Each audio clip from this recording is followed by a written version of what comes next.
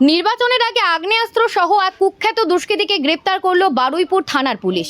বারুইপুরের খিরিশতলা এলাকা থেকে অভিযুক্তকে গ্রেপ্তার করে পুলিশ। ধৃতের নাম সৈদুল সর্দার। তার আসল বাড়ি জয়নগর থানা এলাকার চালতা বেরিয়ায়।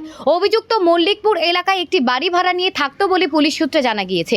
তল্লাশি চালিয়ে ধৃতের কাছ থেকে একটি ওয়ান্স শাটার এবং 6টি লাইভ কার্তুজ উদ্ধার করে বারুইপুর থানার পুলিশ। ধৃতের বিরুদ্ধে বারুইপুর এবং জয়নগর থানায় মার্ডার, কিডন্যাপ, চুরি, ছিনতাই সহ একাধিক মামলা রয়েছে। ধৃত এলাকায় বড় ধরনের একটি অপরাধ সে আরও অনেককেই জড়ো করছিল বলে জানা গিয়েছে।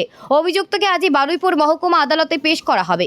ধৃতদের নিজেদের হেফাজতে নেওয়ার আবেদন জানাবে পুলিশ। ধৃতকে বিরুদ্ধে আর্মস অ্যাক্টে মামলা রুজু করেছে পুলিশ। ভোটের জন্য কি এলাকা উত্তেজনা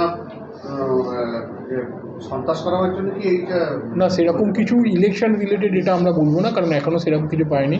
আর ইলেকশনের ব্যাপারে আমাদের জেলা পুলিশ যথেষ্ট সজাগ আছে। এসপি স্যারের নির্দেশে এবং অন্যান্য সুপারিনটেন্ডেন্টের নির্দেশ যারা আছে সেই অনুযায়ী আমরা রেগুলার এটা নিয়ে চেকিং করছি। আমাদের নাকা চেকিং চলছে, রেগুলার মনিটরিং চলছে।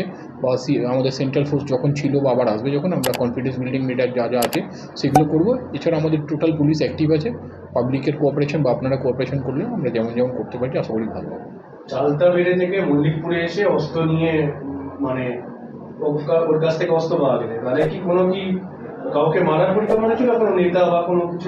না, আমি আপনাকে বললাম যে ইমিডিয়েটলি কোনো পলিটিক্যাল ইনভলভমেন্ট আমরা পাইনি, সেটা ইনভেস্টিগেশনের পার্ট আছে। আর কোনো একটা লার্জার কনস্পিরেসি আছে যেটা নিয়ে আমরা ইনভেস্টিগেশন করছি। ইমিডিয়েটলি এটা ডিসক্লোজ করা যাবে।